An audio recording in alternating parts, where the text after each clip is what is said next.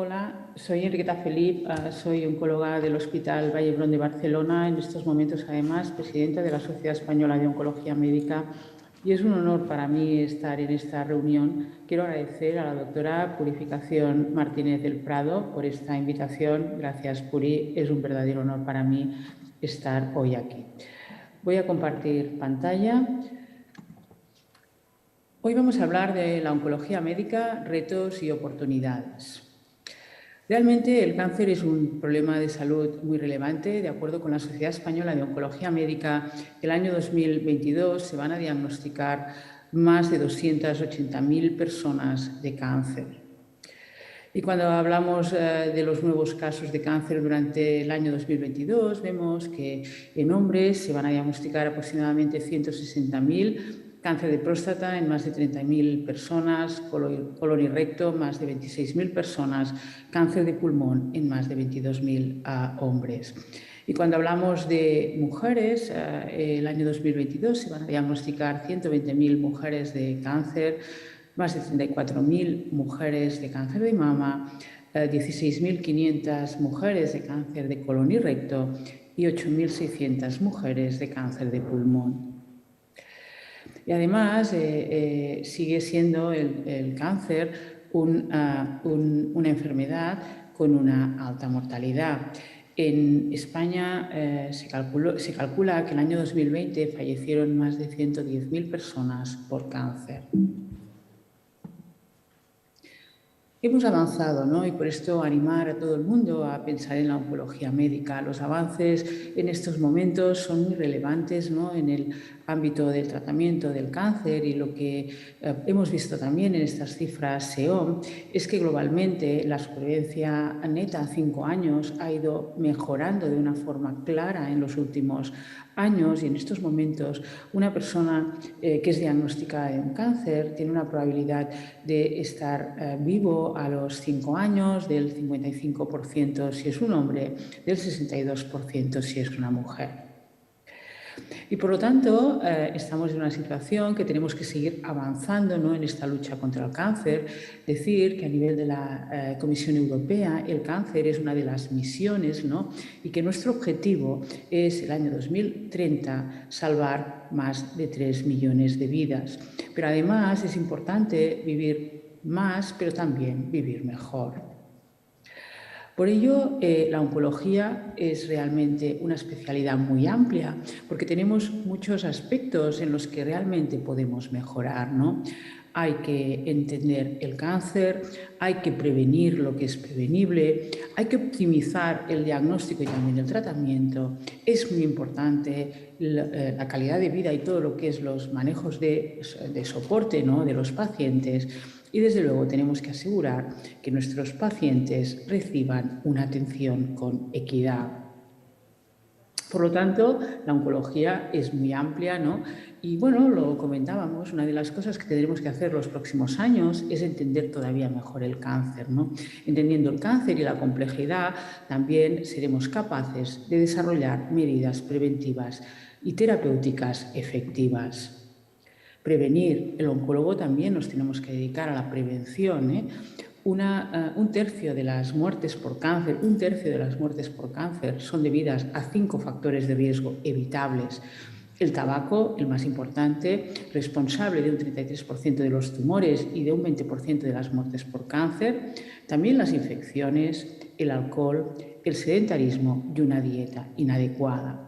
También es importante que tenemos que, desde luego, recomendar no exposición al sol sin protección. El calendario de vacunación, hemos comentado, ¿no?, en estos momentos el virus del papiloma, realmente también, ¿no?, hemos comentado, la infección también puede ser un elemento relevante relacionado en el cáncer, ¿no?, el virus del papiloma humano, como hemos visto, el Helicobacter, el virus de la hepatitis B, el virus de la hepatitis C, y por lo tanto también tenemos que conocer estos aspectos. Tenemos que apoyar los programas de screening, ¿no? De cribado. En estos momentos en España tenemos programas de cribado establecidos a nivel de mama, de colon y de cervix, ¿no? Estamos trabajando también en un programa de screening, ¿no? En cáncer de pulmón, porque realmente todos estos programas nos permitirán diagnosticar a los pacientes en estadios más iniciales y, por lo tanto, ser capaces de disminuir la mortalidad por cáncer. Hemos avanzado mucho y tenemos un porcentaje, un 5-6% de pacientes que tienen alteraciones germinales que aumentan el riesgo de tener un cáncer, ¿no? Por lo tanto, también en este sentido, muy importante todas las unidades de consejo genético que realmente trabajan con estas familias para reducir el riesgo de cáncer. Y uno de los síndromes, ¿no? Hereditarios, pues el síndrome de Lynch, ¿no? Y en el que trabajamos conjuntamente, ¿no? Y que también es importante dentro del área de la oncología médica. Tenemos en oncología, hay que trabajar conjuntamente, de forma multidisciplinar. Los comités de tumores son fundamentales y, por lo tanto, tenemos que trabajar de esta manera en los hospitales. La mejor manera de dar el mejor abordaje en cada uno de los pacientes es la unión, la discusión entre varios profesionales expertos, ¿no? Que examinamos un paciente, discutimos la enfermedad y las posibles opciones, ¿no? Para dar un enfoque sobre la planificación integral del tratamiento oncológico. Funciones de estos comités, ¿no? El asesoramiento clínico, pero no solo esto, la organización de los flujos de los pacientes, protocolizar las patologías y además tener resultados de lo que hacemos. Por lo tanto, también un punto importante, ¿no? Para la oncología médica es la multidisciplinaridad. Oncólogo, cirujano, especialidades médicas, patólogos, radiólogos, biólogos moleculares, oncología radioterápica, cuidados paliativos, asistente social, rehabilitación, muy importante la enfermería, muy importante farmacia, psico-oncología, estudios clínicos, poniendo siempre el paciente en el centro. Estamos avanzando muy rápidamente, ¿no? En cuanto a técnicas de imagen, ¿no? Tenemos ya técnicas de imagen funcionales, ¿no? Y tenemos que realmente ser muy ágiles en la inclusión, ¿no? De todos los avances, ¿no? En la oncología, ¿no? EUS, ¿no? Endoscopias con ultrasonidos también ya son parte, ¿no? Del estadiaje de nuestros pacientes. Luego tenemos que pensar, ¿no? En tratamientos más conservadores, ¿no? Los pacientes es muy importante, ¿no? Hace unos años hacíamos mastectomía delante de un cáncer de mama. En estos momentos la cirugía conservadora. No hay que pensar solo en el momento de la cirugía, sino también en los problemas o retos que los pacientes van a tener a largo plazo, porque muchos se van a curar. Y luego cada vez cirugías menos agresivas, ¿no? En estos momentos, antes en pacientes con cáncer de mama se hacía una linfadenectomía axilar. Esto representaba que una de las complicaciones que veíamos en muchos casos era el linfedema. Ahora mismo, en estos momentos, las pacientes que no tienen ganglios clínicamente afectados en la axila, hacemos la técnica del ganglio centinela. Si el ganglio de drenaje no está afectado, no es necesario hacer una linfadenectomía y esto realmente pues, previene el linfedema. Y luego tenemos también diferentes avances, desde luego en cirugía menos agresiva, laparoscopias, toracoscopias, pero también cirugía robótica, ¿no? muy utilizada, sobre todo en cáncer de próstata, ¿no? Que, bueno, pues de hecho, pues como saben, es una cámara y unos brazos mecánicos con instrumentos quirúrgicos y el cirujano controla los brazos en una consola de computadora cerca de la mesa. Y también en radioterapia, grandes avances, ¿no? Radioterapia estereotáctica muy dirigida y más recientemente todo lo que son los protones, ¿no? Que el principal riesgo de los protones es la reducción del tejido sano irradiado y que está especialmente indicado en el tratamiento de los tumores infantiles, ¿no? Y de la fase de cráneo, y que, como saben, pues realmente en España vamos a tener un gran desarrollo de esta tecnología. Pero además, lo hemos comentado, tenemos que entender el cáncer, ¿no? Y por lo tanto tenemos todo el análisis, ¿no? Del atlas genómico del cáncer en diferentes tumores, que nos ha permitido conocer algunas alteraciones concretas que son muy importantes en cada uno de los tumores y que así podemos tratarlas de forma dirigida. Porque en cáncer ya no tratamos a todo el mundo igual. Tenemos factores, biomarcadores pronósticos, ¿no? Los biomarcadores pronósticos son los que nos hablan del pronóstico de la enfermedad, independientemente del tratamiento que demos, pero también recientemente tenemos, y lo verán enseguida, biomarcadores predictivos, ¿no? Y estos biomarcadores predictivos nos ayudan a hacer un tratamiento individualizado en función de dicha alteración molecular. Y en cáncer estamos en una nueva era, ¿no? Ya sabemos que no todos los cánceres son iguales, incluso aquellos que están en la misma localización, cáncer de colon, cáncer de mama, cáncer de pulmón, que tenemos que hacer un tratamiento individualizado en función de algunas alteraciones moleculares. Por lo tanto, en muchos casos tenemos que analizar el tumor y luego dar un tratamiento en función de dichas alteraciones. Y el otro gran avance que hemos tenido en cáncer es la inmunoterapia, ¿no? La inmunoterapia nos ha cambiado la manera en que tratamos la enfermedad en general y lo que hace, ¿no? Es de alguna manera muy sencilla ayudar al sistema inmune a volverse a activar, reconocer el cáncer y eliminarlo. Cáncer de mama, no todos los cánceres de mama desde luego son iguales. Sabemos que tenemos tumores que tienen una expresión de receptores hormonales, ¿no? Serían los tumores luminales. Tenemos los tumores que tienen ER2, 12-15% de los pacientes, y tenemos aquellos tumores que llamamos triples negativos porque no tienen ni receptores hormonales ni ER2. Y desde luego no tratamos a todos igual, ¿no? Evidentemente estos son factores que necesitamos saber, porque no solo son factores pronósticos, sino que también son factores predictivos. Si un tumor tiene un receptor hormonal positivo, será candidato a recibir tratamiento con tratamientos hormonales. Si un tumor tiene una amplificación o sobreexpresión de ER2, será candidato a recibir tratamientos contra ER2. Porque cuando tenemos una sobreexpresión de ER2, vemos que este receptor, que es un receptor tirosinquinasa, está sobreexpresado en la superficie de las células. Y esto implica una mayor proliferación y agresividad. Y un paso muy importante fue diseñar trastuzumab, que es un anticuerpo humanizado contra este ER2, que lo bloquea y de esta manera realmente se bloquea la proliferación celular. En estos momentos, delante de un cáncer de mama con sobreexpresión o amplificación de ER2, sabemos que los tratamientos anti-ER2 son fundamentales. Tenemos el estudio con trastuzumab, que hemos comentado, más quimioterapia versus quimioterapia, demostró claramente, ¿no? que conseguíamos mejores resultados con la combinación de trastuzumab más docetaxel. Sabemos también que con la combinación de pertuzumab también conseguimos mejores resultados.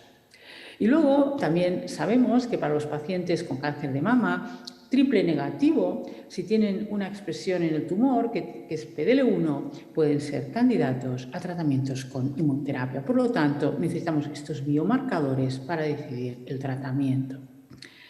En adenocarcinoma de pulmón, en el año 2004, 3 grupos independientes demostraron que aquellos tumores que tenían una mutación de EGFR respondían muy bien a unos fármacos que eran inhibidores tirosinquinasa contra EGFR.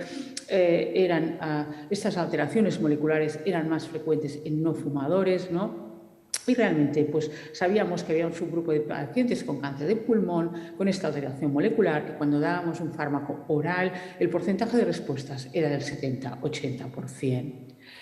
Y en estos momentos, en cáncer de pulmón, adenocarcinoma, tenemos que hacer determinar alteraciones moleculares, no solo de EGFR, sino también de ALK, BRAF y ROS, porque aquellos pacientes que tengan estas alteraciones moleculares tienen que tratarse con un inhibidor tirosinquinasa de entrada. EGFR fue el primero. Muchos estudios demostraron que un inhibidor de EGFR era mejor que quimioterapia, más respuestas, mejor supervivencia libre de progresión y, desde luego, mejor calidad de vida. Pero aparte también se vio que estos tumores después desarrollaban un mecanismo de resistencia.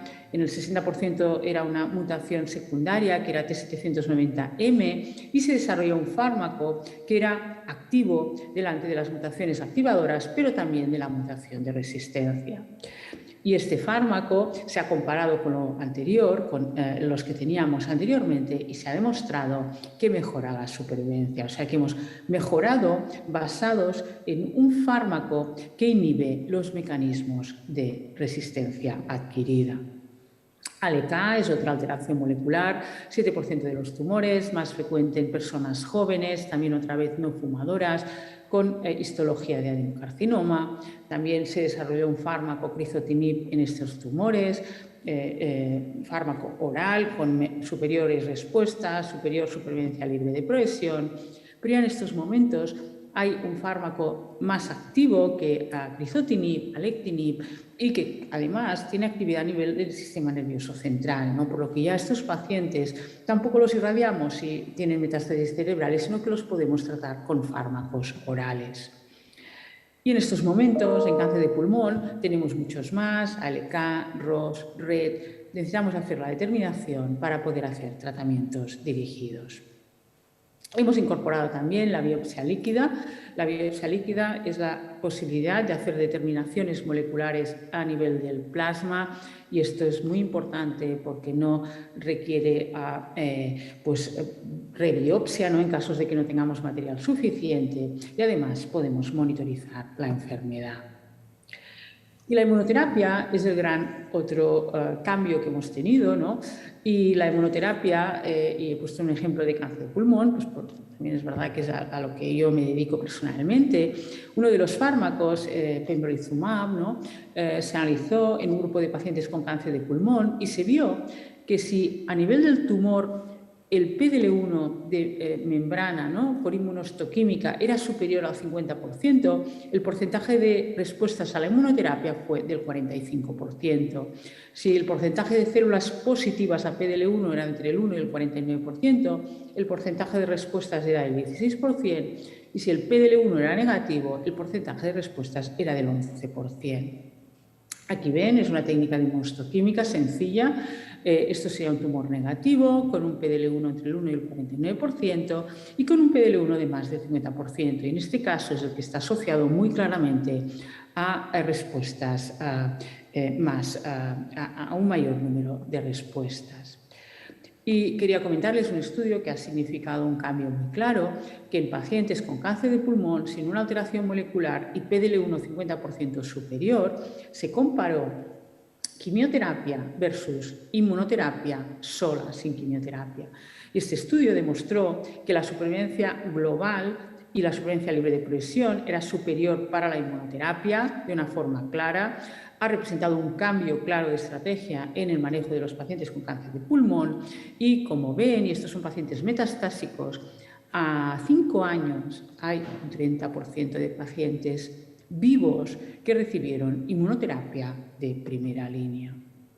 Por lo tanto, la inmunoterapia ahora es parte, ¿no?, del tratamiento para aquellos pacientes con cáncer de pulmón que no tienen EGFR, ALK o ROS. Y otra de las cosas que hemos visto es que estas inmunoterapias pueden estar asociadas a pacientes con largas supervivencias. Esto no es primera línea, son pacientes que se incluyeron en un estudio fase 1, ¿no? Y bueno, pues tenemos datos ya, porque esto es relativamente reciente, de, bueno, un 15% de pacientes vivos a 6 años, pacientes tratados dentro de un estudio fase 1, ¿no?, y algunos supervivientes a 9 años. ¿Están curados o no? Estos pacientes, pues no lo sabemos, pero sí es una estrategia que puede estar asociada a largas supervivencias. Por lo tanto, hemos tenido que avanzar en oncología, tenemos que trabajar con los laboratorios de anatomía patológica, por supuesto, y tener también laboratorios de oncología molecular para poder hacer dichas determinaciones, ¿no? Y la tecnología está también, de alguna manera, claramente mejorando, los precios también de todas estas técnicas disminuyendo, ¿no? Y tenemos que trabajar conjuntamente, ¿no? Para que los pacientes puedan tener acceso también a estas tecnologías. Y luego, estudios clínicos, ¿no? Muchas veces, ¿no? El tener una determinación molecular nos puede ayudar a dirigir al paciente a un estudio clínico que de forma racional, pensemos, y biológica, que tiene más lógica que pueda responder. Por lo tanto, tenemos unos nuevos comités de tumores, que son los comités de tumores moleculares, en los que ya discutimos el resultado de la biología molecular de cada paciente y, desde luego, intentamos dar el tratamiento más adecuado, sea el tratamiento o, si no, buscar la posibilidad de algún estudio clínico. Y estos comités, realmente las personas que los tienen que tienen que participar, estamos cambiando, ¿no? Ya no estamos hablando solo de profesionales más asistenciales, necesitamos biólogos, bioinformáticos, estadísticos, quizá economistas también para entender, y porque el sistema tiene que ser sostenible, pero es muy importante que siempre tengamos en estos comités estudiantes y residentes. Quiero acabar con un caso clínico, porque realmente esta es una mujer, 86 años, no fumadora, pero que tenía una vida absolutamente activa, ¿no? Realmente debutó con disnea en el TAC, esto fue en noviembre del año 2018, múltiples nódulos bilaterales, ECOG de 2, ¿no? Quizá esta paciente hace unos años hubiéramos dicho, bueno, pues 86 años, ECOG de 2, quimioterapia no. Bueno, esta paciente vino a nuestra consulta, tenía una adenopatía supraclavicular, hicimos una punción dirigida por ecografía, analizamos el tumor, a los 2 días sabíamos que tenía una mutación de GFR. Y por lo tanto, este es el TAC que tenía de entrada, ¿no? Y por lo tanto, como hemos comentado, delante de una mutación de GFR, empezamos un inhibidor tirosinquinasa, respuesta parcial, y esta paciente 3 años y medio después sigue viniendo al hospital, tiene un ECOG de 0, un excelente estado general y una buena calidad de vida. Y quiero acabar hablando de la oncología, ¿no? Bueno, nos encantaría que se tuviera en cuenta la oncología, ¿no? Es una especialidad, como han visto, que hay diferentes ámbitos en los que nos podemos desarrollar. También es importante, también habrá personas que quieran desarrollar una carrera académica, ¿no? Y bueno, pues algunos consejos que me dieron a mí y que, bueno, pues que quiero compartir con ustedes, ¿no? Ser colaborador, respetuoso con los compañeros, encontrar un buen mentor, ¿no? Que nos ayude, ¿no? y que realmente que podamos confiar. Quizá también tener una cierta experiencia de laboratorio, ir a ver, hay que ver, como oncólogo hay que ir a los quirófanos, hay que ir al laboratorio, hay que ir a ver cómo se hace una colonoscopia, cómo se hace una broncoscopia, ¿no? Realmente también es importante, ¿no? Hacer networking, ¿no? Con otros compañeros a nivel español, pero también a nivel internacional, ¿no? Viajar, ¿no? Y ir a reuniones, ¿no? Cuando podamos, más face to face y si no virtuales, ¿no? Y desde luego ser proactivos, ¿no? Escribir un protocolo, analizar los datos y después presentarlo en un congreso y publicarlo. ¿Y cuál es la satisfacción profesional de la oncología? Pues desde mi punto de vista es enorme. Realmente estamos al servicio de los pacientes y esto es muy relevante y es verdad que hay momentos duros, ¿no? Cuando tenemos pacientes que fallecen, pero realmente pienso que estar allí y estar a su servicio es muy satisfactorio. También el ser parte de un grupo, ¿no? Ser parte de un grupo de investigación que hace cambios, ¿no? Y que puede mejorar, ¿no? Las expectativas de los pacientes. Y desde luego es muy importante recordar que la oncología ofrece una gran diversidad, ¿no? Desde la práctica clínica a la investigación más clínica, translacional, básica o el tratamiento paliativo de los pacientes. Por lo tanto, animar a todos a pensar en la oncología y nada, muchísimas gracias, estoy a vuestra disposición. Y otra vez, muchísimas gracias a la doctora Purificación Martínez del Prado por su amable invitación. Gracias.